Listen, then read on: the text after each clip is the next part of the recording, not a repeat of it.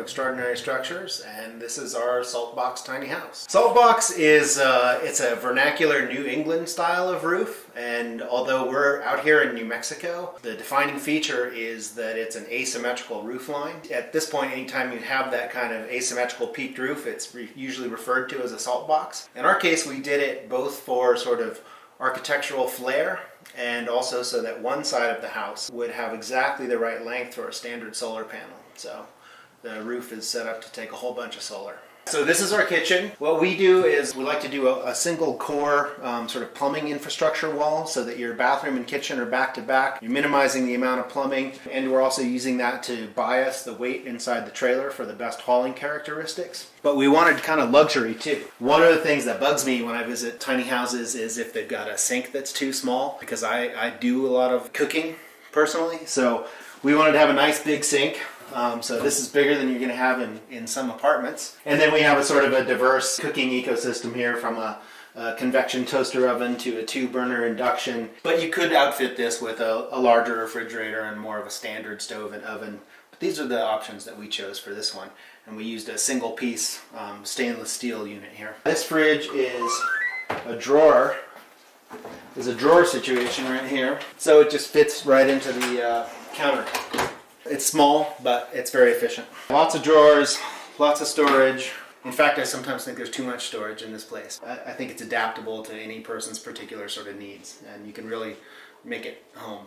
So the bathroom is, it's bound to be small, right? It's in a tiny house like this, but we wanted a different characteristic. We have sort of a Scandinavian wood cabin style interior going on, and we wanted to sort of, create a whole different environment. So we've got this bright white acrylic in here, which gives you a sort of a modern flair, but that's tempered with the same mesquite floors, and then this deep cedar Japanese ofuro style soaking tub. My partner Catherine built this as a little piece of luxury in a small room. So a bit of luxury and some brightness helps to make a small bathroom a lot more livable. This is a composting unit here, Swedish style. Yeah, this unit doesn't currently have holding tanks on it right now.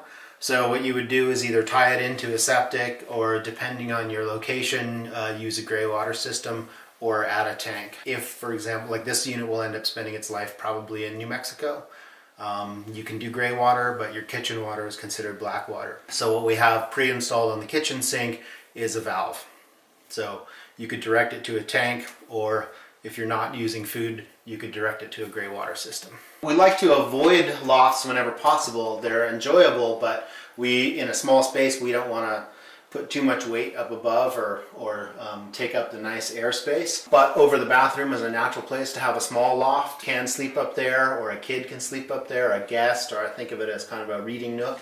And we just have a ladder permanently mounted on the wall for a quick climb up there. And it turns out it's a nice space. A little reading light and a little outlet up there makes it pretty livable.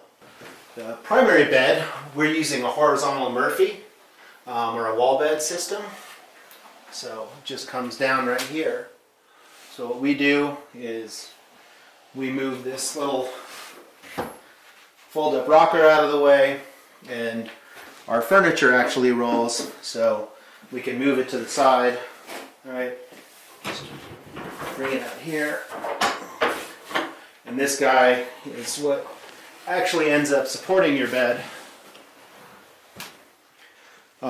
so that they're not in your way when you get out of bed in the middle of the night.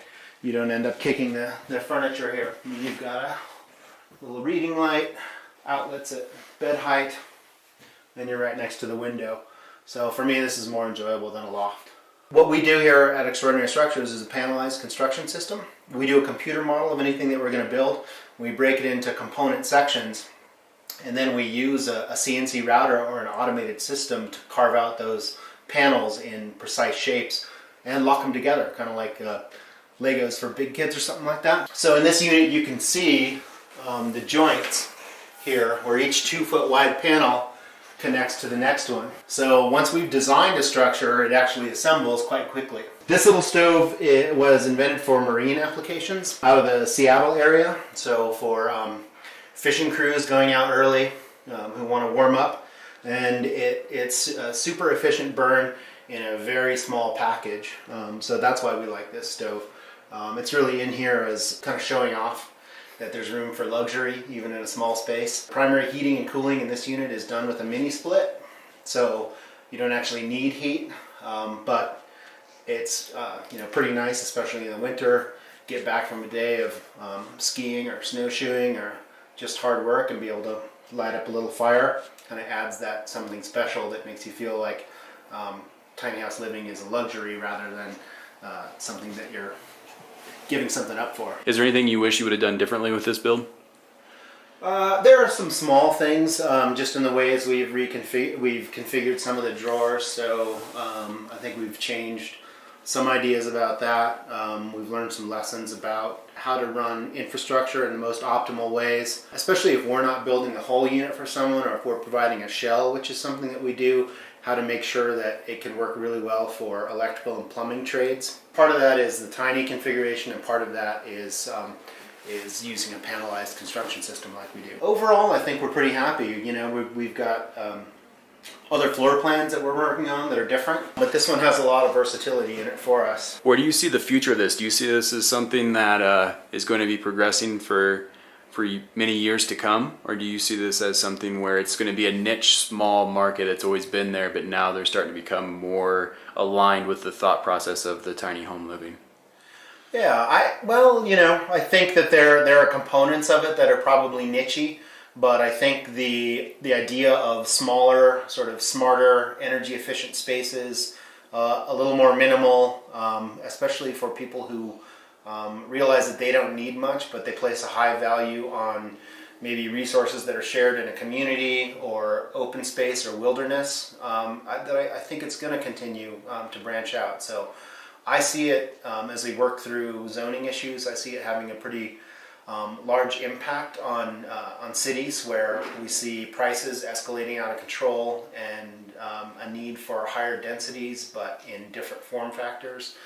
And I see it as a way to add to a sort of healthy housing ecosystem overall as we move forward. So I think there's a place for it, and as we see, we're doing a panelized system that allows for sort of rapid assembly, and there are other people out there who are not just building small, but also innovating in the housing construction area.